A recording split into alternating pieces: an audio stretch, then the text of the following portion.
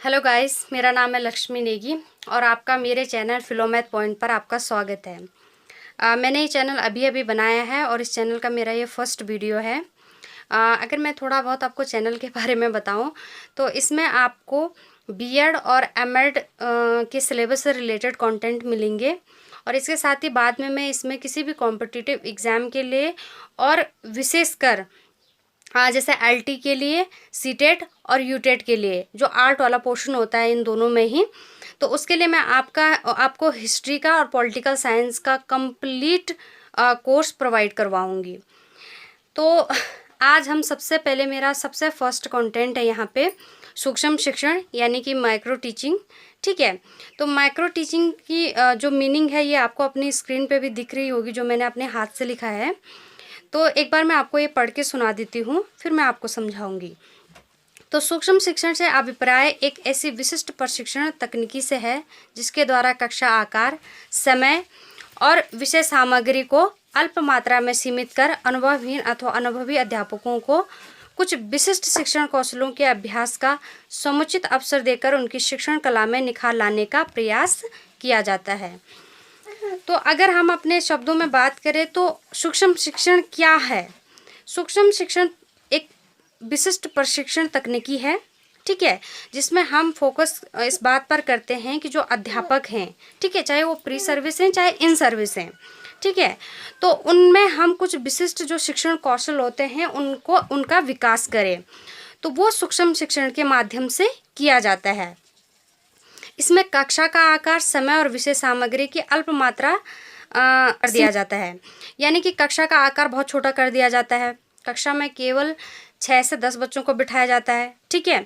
समय आपको टीचिंग के लिए 6 मिनट का समय दिया जाता है और विषय सामग्री में आपको केवल एक छोटा सा कंटेंट लेना पड़ता है, ठीक है। ये अनुभवहीन और अनुभवी दोनों अध्यापकों के लिए ज़रूरी है। मतलब ये चाहे प्री सर्विस टीचर हैं, जैसे कोई बीएड कर रहा है या कोई भी टीचिंग कोर्स कर रहा है तो उन्हें हम प्री सर्विस टीचर कहते हैं, और जो अभी टीचिंग सर्विस को कर रहे हैं यानी कि जो इन सर्विस टीचर हैं, ठीक है, तो उनके लिए भी ये बहुत ज़रूरी है। तो उनको क्या करते हैं हम कि विशिष्ट शिक्षण कौशलों के अभ्यास का समुचित अवसर देकर उनकी शिक्षण कला में निखार लाने का प्रयास किया जाता है। तो शिक्षण में क्या किया जाता है कि कुछ विशिष्ट जो शिक्षण कौशल होते हैं, ठीक है, उनका बच्चों को अभ्यास किया जाता है, ठीक है, और अभ्यास करने का उनको पूरा टाइम दिया जाता है ताकि वो अपनी शिक्षण कला को निखार सके। तो ये तो हो गया आपकी सूक्ष्म शिक्षण का अर्थ। अब इसके बाद अगर हम बात करें तो सूक्ष्म शिक्षण की परिभाषा क्या है, तो सूक्ष्म शिक्षण की यहाँ पर मैंने 2 परिभाषाएं लिखी हैं। तो पहली परिभाषा है DW एलन की। तो इन्होंने बताया है कि सूक्ष्म शिक्षण से तात्पर्य शिक्षण क्रिया के उस सरलीकृत लघु रूप से है जिसे थोड़े विद्यार्थियों वाली कक्षा के सामने अल्प समय में संपन्न किया जाता है, ठीक है। तो इन्होंने सूक्ष्म शिक्षण को क्या बताया है कि ये शिक्षण क्रिया का एक सरलीकृत लघु रूप है, ठीक है, मतलब हम इसको सरलीकृत कर देते हैं, इसको जो शिक्षण क्रिया की जो जटिलताएं हैं उनको हम सरल कर देते हैं, और एक शिक्षण का एक छोटा सा रूप है जिसमें क्या करते हैं हम थोड़े से विद्यार्थियों वाली कक्षा लेते हैं और अल्प समय में इसको संपन्न किया जाता है, ठीक है। उसके बाद जो सेकंड परिभाषा है वो है BK पासी और MS ललिता की। तो इन्होंने कहा है सूक्ष्म शिक्षण वह प्रशिक्षण तकनीकी है जिससे छात्र अध्यापकों से यह अपेक्षा की जाती है कि उनके द्वारा किसी एक संप्रदाय को थोड़े से विद्यार्थियों को अल्प समय में विशिष्ट कौशलों का प्रयोग करके पढ़ाया जाए, ठीक है। यानी कि सूक्ष्म शिक्षण एक प्रशिक्षण तकनीकी है जिसमें छात्र अध्यापकों से अपेक्षा की जाती है कि वो क्या करे, एक कंटेंट को ले और थोड़े से विद्यार्थियों को अल्प समय में किसी एक विशिष्ट कौशल का प्रयोग करके पढ़ाए, ठीक है। तो आई होप आपको ये समझ में आ गया हो। इसके बाद हम चलते हैं कि जो सूक्ष्म शिक्षण है वो होता कैसे है, ठीक है। तो सूक्ष्म शिक्षण जो होता है वो प्रॉपर एक साइकिल में होता है। तो यहाँ पे मैंने ये ड्रॉ किया है। तो सूक्ष्म शिक्षण में अगर हम बात करें तो अगर आप बीएड या एमएड के या किसी भी टीचिंग कोर्स के आप स्टूडेंट होंगे तो आपको इसका अनुभव होगा, आपको पता होगा कि अगर हम नियोजन से पहले की बात करें तो सबसे पहले क्या होता है कि आपका शिक्षक आपको सैद्धांतिक ज्ञान देता है कौशलों के बारे में। सबसे पहले आपका टीचर आएगा, आपको कौशलों के बारे में बताएगा, यानी कि आपको सैद्धांतिक ज्ञान देगा कि शिक्षण कौशल होते क्या हैं। उसके बाद आपका शिक्षक आपके सामने किसी एक विशिष्ट कौशल का, किसी एक कौशल का, जैसे आपको पता है कि बहुत सारे कौशल होते हैं, ठीक है, जैसे उद्देश्य लेखन कौशल हो गया, ब्लैक बोर्ड कौशल हो गया, पुनर्वलन कौशल हो गया, ठीक है, प्रस्तावना प्रश्न कौशल हो गया। तो बहुत से कौशल होते हैं। तो वो किसी भी एक कौशल को लेकर के उसका एक मॉडल लेसन प्लान आपको दिखाएंगे। जैसे उन्होंने बता दिया कि उद्देश्य लेखन कौशल जो होता है उसका आपके सामने एक मॉडल लेसन प्लान वो आपको पेश करेंगे, ठीक है।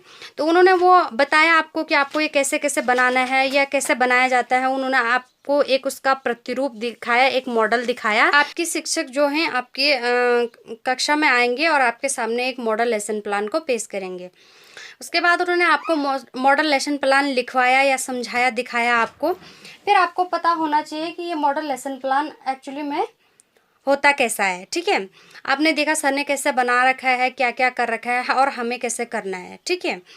उसके बाद क्या होता है कि अब आती है नियोजन की बारी। नियोजन में आप क्या करोगे, आप उस मॉडल लेसन प्लान को ले करके चलोगे और अपना एक खुद से एक मॉडल लेसन प्लान बनाओगे उसी एक विशिष्ट शिक्षण कौशल का। जैसे उन्होंने आपको ऑब्जेक्टिव लिखने के बारे में बताया था, तो आप भी उद्देश्य लेखन कौशल के ही एक क्या करोगे, एक लेसन प्लान बनाओगे, ठीक है।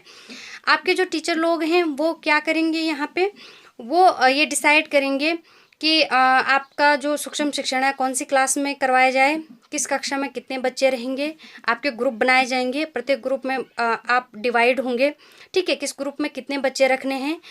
कहीं कहीं क्या होता है कि जो छात्रों की भूमिका निभाते हैं वो एक्चुअली में रियल छात्र होते हैं, ठीक है। कहीं क्या होगा कि आपको ही छात्र की भूमिका निभानी पड़ती है, आपको ही शिक्षक की भूमिका निभानी पड़ती है। मतलब जब आप आगे से पढ़ाने जाओगे तो उस टाइम पे आप शिक्षक की भूमिका में हो और आपके बाकी के सहपाठी जो हैं वो छात्र की भूमिका में होंगे, ठीक है। तो फिर क्या होगा कि यहाँ पे डिसाइड किया गया, यहाँ पे नियोजन मतलब प्लानिंग की गई। उसके बाद शिक्षण होगा, ठीक है। नियोजन हो गया, सब कुछ डिसाइड हो गया, सब कुछ सेटल हो गया, तो उसके बाद होगा शिक्षण। आपने टीचिंग की, ठीक है, सभी बच्चों ने टीचिंग की, उसके बाद प्रतिपुष्टि मिलती है, ठीक है।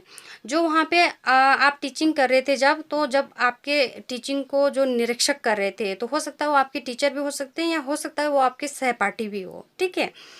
तो वो आपको फीडबैक देंगे आपकी टीचिंग को लेकर के कि आपने कौन कौन से चीज़ों का प्रयोग किया और कौन कौन से आपने मिस कर दिए, ठीक है, या फिर आपने कहाँ पे आप सही थे, कौन सा आपका स्ट्रॉन्ग पॉइंट है और कौन सी चीज़ आपकी वीक पॉइंट है, ठीक है।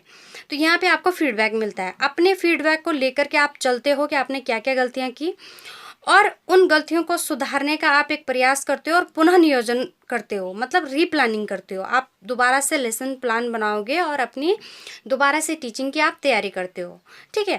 फिर पुनः शिक्षण होता है, आप दोबारा से क्या करोगे, शिक्षण करोगे, ठीक है, और फिर आपको पुनः प्रतिपुष्टि मिलती है, यानी कि आपको फिर से री फीडबैक मिलेगा। तो ये साइकिल जो है चलता रहता है, पहले प्लानिंग, फिर टीचिंग, फिर फीडबैक, फिर रीप्लानिंग, फिर री टीचिंग एंड फिर आपको री फीडबैक मिलता है। तो सूक्ष्म शिक्षण का जो ये चक्र है ये इस तरीके से चलता रहता है, ठीक है। अब अगर हम बात करें तो सूक्ष्म शिक्षण की इम्पोर्टेंस क्या है, या फिर इसको टीचिंग के सिलेबस में क्यों रखा गया है, या फिर बच्चों को हम फील्ड टीचिंग में जाने से पहले सूक्ष्म शिक्षण क्यों करवाते हैं, ठीक है, यानी कि माइक्रो टीचिंग क्यों करवाई जाती है। तो इसकी कुछ इम्पोर्टेंस हैं या उपयोगिता या महत्व है, ठीक है, जिसके कारण सूक्ष्म शिक्षण को टीचिंग सिलेबस में, किसी भी टीचिंग कोर्स के सिलेबस में रखा गया है, ठीक है। तो देखो बहुत सी उपयोगिताएं हैं इसके, बहुत से महत्व हैं, ये बहुत से काम करता है, ठीक है। लेकिन इसका जो एक बेसिक जो काम है, जो मेन इसका काम है, ठीक है, जो महत्वपूर्ण इसका काम है, जिस पे हम बहुत ज़्यादा फोकस करते हैं, तो वो ये है कि छात्र अध्यापक और छात्र अध्यापिकाओं में विभिन्न शिक्षण कौशलों का विकास करना, ठीक है। जितनी भी टीचिंग स्किल्स हैं उनका आपके अंदर विकास करना किसका काम होता है? सूक्ष्म शिक्षण का काम होता है। ठीक है, तो ये इसकी पहली और सबसे इम्पॉर्टेंट उपयोगिता है, ये विशेषता, ये महत्व है। ठीक है, उसके बाद अगर सेकंड आएंगे तो सूक्ष्म शिक्षण क्या करता है? सामान्य कक्षा शिक्षण की जटिलताओं को कम करना इसका काम है। ठीक है, तो सामान्य कक्षा शिक्षण की जटिलताओं को कम ये कैसे करता है? देखो क्या होता है कि अगर हमने बच्चों को माइक्रो टीचिंग नहीं करवाई, ठीक है, और हमने उनको डायरेक्टली फील्ड टीचिंग में भेज दिया, अब वहाँ पे उनको ऐसा तो नहीं होगा कि उनको मतलब वो चलेगी सीधी सामान्य कक्षाओं में। ठीक है, वहाँ पे कम से कम 30 से 40 बच्चे एक क्लास में होंगे, कम भी हो सकते हैं, ज़्यादा भी हो सकते हैं। ठीक है, उसके बाद आपको बच्चों को लगभग 35 से और 45 या 40 मिनट तक आपको उनको झेलना भी है। ठीक है, और आपको एक बहुत बड़ा कंटेंट पढ़ाना भी है, और उस कंटेंट के अंदर आपको सारे टीचिंग को जो स्किल्स हैं उनका प्रयोग भी करना है। ठीक है, तो ये अपने आप में बहुत जटिल हो जाता है कि आप 30-35 बच्चों को कैसे हैंडल करोगे क्लास में। ठीक है, आपका ध्यान बच्चों को चुप कराने में, उनको अपनी ओर आकर्षित करने में रहेगा, या फिर आप अपने टीचिंग स्किल्स का प्रयोग करोगे, या फिर आप अपना सब्जेक्टिव जो नॉलेज होता है उसको संभालोगे। तो यहाँ पे आप पे बहुत बर्डन होता है। ठीक है, जबकि सूक्ष्म शिक्षण में क्या होता है? क्लास में हम केवल 6 से 10 बच्चों को बिठाते हैं। ठीक है, आपको टीचिंग का केवल 6 मिनट का टाइम दिया जाता है, और आपको केवल एक छोटा सा कंटेंट लेना पड़ता है। ठीक है, उस कंटेंट का वहाँ पे सब्जेक्टिव नॉलेज का कोई खास महत्व नहीं होता है। होता है कि आप वहाँ पे मतलब जो जानकारी रखे वो गलत ना हो, सही हो, लेकिन मेन फोकस किस पे होता है? टीचिंग स्किल पे होता है कि आपके अंदर एक पर्टिकुलर टीचिंग स्किल्स को वहाँ पे डेवलप करना है। ठीक है, तो एक समय में केवल आप एक ही टीचिंग स्किल्स पे फोकस करते हो, तो उससे क्या होता है कि सामान्य कक्षा की जटिलता कम हो जाती हैं, और एक टाइम पर केवल एक ही टीचिंग स्किल्स पर फोकस करने की वजह से आपको वो टीचिंग स्किल्स आप जल्दी सीख लेते हो। ठीक है, दूसरी है सूक्ष्म शिक्षण मितव्ययी तकनीकी है, यह समय की काफ़ी बचत करती है। ठीक है, जैसा हम पहले भी एक्सप्लेन कर चुके हैं कि सामान्य कक्षाओं की अपेक्षा बच्चों में सूक्ष्म शिक्षण के द्वारा ज़्यादा टीचिंग कौशलों का विकास होता है, वो भी कम समय में। ठीक है, और सही ढंग से भी होता है। ठीक है, तो समय की दृष्टि से देखा जाए तो ये बहुत ही मितव्ययी तकनीकी है, यानी कि सूक्ष्म शिक्षण में कम समय में आपके अंदर ज़्यादा से ज़्यादा टीचिंग कौशलों का विकास किया जा सकता है। ठीक है, उसके बाद है अध्यापक व्यवहार के परिमार्जन लाने पर पूरा ध्यान दिया जाता है। अब सूक्ष्म शिक्षण है जो तो उसमें केवल ये नहीं देखा जाता कि आपके अंदर टीचिंग स्किल्स ही डेवलप हो, बल्कि आपको पता होगा कि हर वृत्ति में, मतलब हर व्यवसाय में क्या होता है कि अपना बिहेवियर का एक प्रॉपर पैटर्न होता है। ठीक है, अब जो टीचिंग फील्ड का एक प्रॉपर बिहेवियरिंग पैटर्न है। ठीक है, इसमें आप अपने आप को कैसे ढालोगे, तो वो यहाँ पर सूक्ष्म शिक्षण के दौरान आपको सिखाया जाता है। आप कैसे उठ के जाओगे, आप कैसे अपनी कक्षा को संबोधित करोगे, आप खड़े मतलब किस स्टाइल में आप खड़े रहेंगे। ठीक है, आपके हाव भाव कैसे होंगे, आप अपने हाथों को किस तरीके से हिलाते हैं, आप अपनी जो आपकी नज़रें हैं वो किस तरीके से, आपकी आंखें इधर उधर हो रही हैं, काम करती हैं, आपके फेशियल एक्सप्रेशंस कैसे हैं। ठीक है, या फिर आप का जो व्यवहार है, आगे से आप प्रसन्नचित्त हैं कि नहीं हैं, आप गुस्से में हैं कि, या अच्छे से हंस हंस के बात कर रहे हैं, या फिर आप हंसे जा रहे हैं केवल, तो आपका बिहेवियर कैसा है। ठीक है, तो वो वहाँ पे ध्यान दिया जाता है, आपको फीडबैक मिलता है, फिर आप उस चीज़ को सुधारते हो। तो यहाँ पर आपको एक प्रॉपर बिहेवियर पैटर्न सिखाया जाता है कि आपको कैसे खड़े होना है, कैसे कक्षा को संबोधित करना है, कैसे बच्चों को हैंडल करना है, कैसे उनसे सवाल पूछने हैं, उनके सवालों के जवाब कैसे देने हैं। ठीक है, या उनको कैसे उनके नाम से पुकारना है, ये नहीं कि आप उनको कुछ भी किसी भी नाम से पुकार रहे हो। ठीक है, तो इन चीज़ों को आपको यहाँ पर ध्यान देना पड़ता है, या ध्यान दिया जाता है। ठीक है, फिर इसमें जो मोस्ट इम्पॉर्टेंट है और वो 5वां है, छात्रों को प्रतिपुष्टि की प्राप्ति होती है। यानी कि जो छात्राध्यापक और छात्राध्यापिकाएं होती हैं, तो वैसे तो सामान्य कक्षा शिक्षण में भी उनको फीडबैक मिलता है, लेकिन इसमें क्या है कि इसमें फीडबैक का बहुत महत्व होता है। क्यों? क्योंकि आपको तुरंत फीडबैक मिलता है। ठीक है। आपने 6 मिनट की जैसे ही अपनी टीचिंग पूरी की और आप अपने निरीक्षक के पास गए, तो वो आपको तुरंत फीडबैक देते हैं कि आपने क्या गलतियाँ की और आपको कहाँ पे सुधार करने की ज़रूरत है, और कौन सा आपका बहुत स्ट्रॉन्ग पॉइंट है और कौन सा आपका बहुत वीक पॉइंट है। ठीक है, यानी कि कहाँ पर आपको काम करने की ज़रूरत है और कौन आपका सबसे अच्छा पॉइंट है। तो यहाँ पर आपको फीडबैक तुरंत मिलता है। ठीक है, तो बच्चों ये आज हमारा हो गया है सूक्ष्म शिक्षण यानी कि माइक्रो टीचिंग।